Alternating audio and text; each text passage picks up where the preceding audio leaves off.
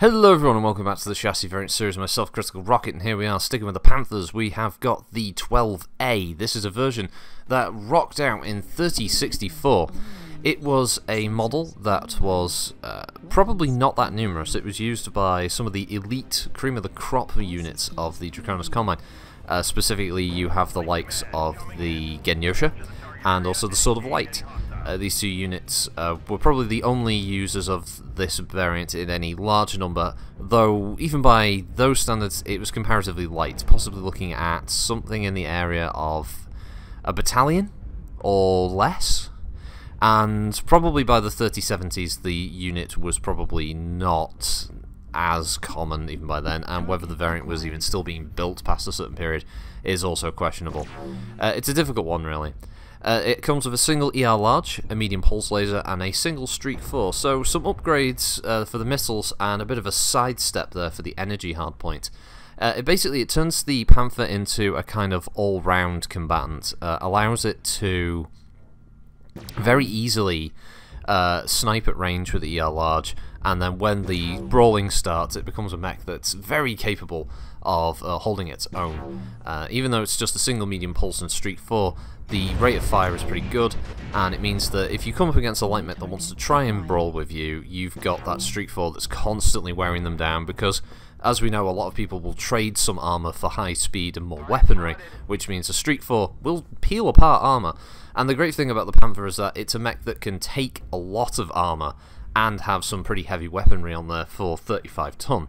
Obviously, the trade-off for the Panther is, as I've mentioned, is the speed, and it's made up slightly by having some agility in its jump jets, but realistically, the main thing you're looking for in the Panther is a support unit. Something that can harass, something that can flank a little in the middle of a brawl, and it can work with heavier units to get the job done.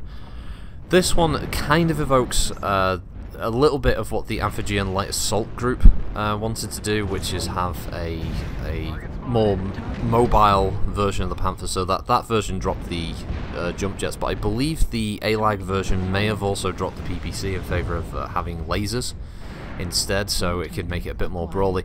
There is also a Solaris hero variant, I believe, that also used a combination of two lasers that made it more of a kind of arena combat mech rather than a sort of urban city brawler. So I'm not usually a big fan of the removal of the PPC on the Panther. It's kind of its signature weapon within BattleTech. For a long time it was the only light mech that was carrying a PPC, and so losing it wasn't really my first choice, but as variants go, it was interesting. That Streak 4, that's something that you don't really see a lot on light mechs. It's an unusual weapon. It's like Streak 2's obviously in the 3040s, 3050s, and then much later on, it's going up to things like Streak 6's or things like MRMs, that kind of thing. So Streak 4 was an interesting choice, and that's why I went with this one. And yeah, I don't regret it. It was good. It was a lot of fun. I like the versatility of this build. And you can build all of these, by the way, on the standard 10k. If you buy that, you've got more than enough hard points to build either the 10k2, the 12k2, and the 12a. There's no problem there.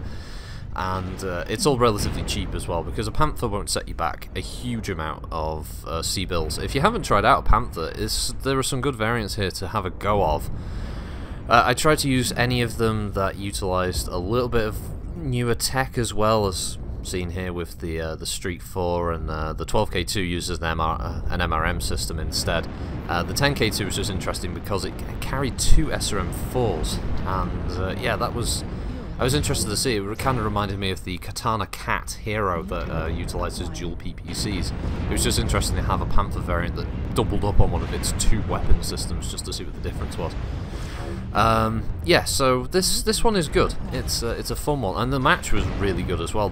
Just 3 rounds that I managed to record one after the other of just really solid brawling matches. Just two 12-man teams smacking the crap out of each other, and this is what I really enjoyed about MechWarrior. None of this 12-0 stomp bullshit where you sort of sat around waiting for just the inevitable. As soon as the kill count goes up to 2-0, the match is already pretty much over at that point.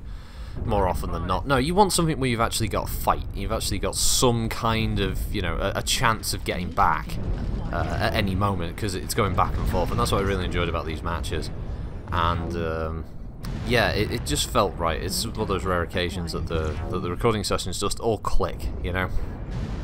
Realistically, this should be the Glorious Domination series. I don't know why I didn't put that in there, but I can't remember if the original Panther videos that I did had that or not. I can't remember, but yeah, this is standard. But if you want to count it as GD, then go ahead. I do not mind on this one. But yeah, if you haven't tried a Panther, yeah, give it a go, because I think you find it surprises you, especially right out the box, so to speak, as a fresh mech, unskilled and so. It's still tough. It's a solid little light. It's one of those sort of tanky things, a bit like a Thunderbolt, really, in that it's just stocky, and I think that helps with the hitboxes. It really spreads damage well. It's always been one of those go-to lights for me, that if there's 35 tons free, I'll pick that one over a lot of others, just because it's solid and I can stay within the pack of bigger, heavier mechs. But yeah, that was the 12A, so thanks for watching, everybody. Have a good new year going into 2019, dating this video, and yeah, I'll see you all next time. Bye!